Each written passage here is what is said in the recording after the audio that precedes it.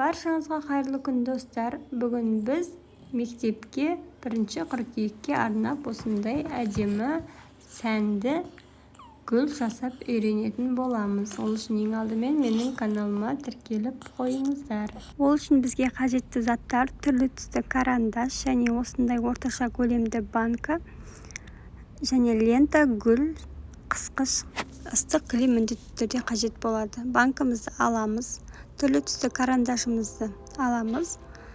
Түрлі түсті карандашымызды банкамыздың бойымен бірдей етіп таңдап алатын боламыз. Сіздерде ұзын банка болса, ұзын түрлі түсті карандашты таңдайтын боласыздар.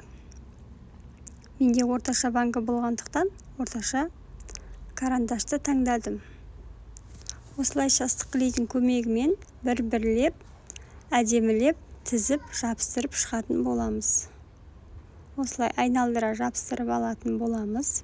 Және де ішіне біз гүл саламыз. Сіздер өздеріңіздің қалауларыңызша живой гүл салсаңыздар болады. Мен бір жағынан декоративный болсын деп, солып қалмас үшін осындай искусственный гүл салатын боламын. Міне банкамызды аламыз. Бойы бірдей қырқылған гүлдерімізді ішіне әдемі етіп орналастырып салып алатын боламыз. Осылайша барлығын бойын бірдей етіп орналастырып салып алатын боламыз. Міне енді лентамызды алып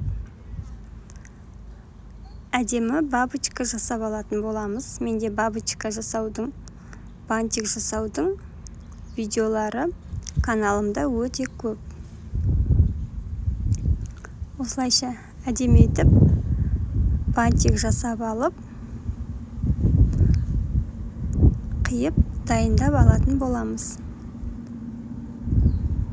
Енді лентамызды карандашымыздың сыртынан айналдыра бірлет жабыстырып аламыз және бантигімізді жабыстырылған жерге алдына әдемі етіп орнатып жабыстырып аламыз. Бізде сол кезде осындай әдемі ерекше 1 қыркүйекке ұстаздарға беруге арналған декоративный гүліміз дайын болды. Назарларыңызға рахмет.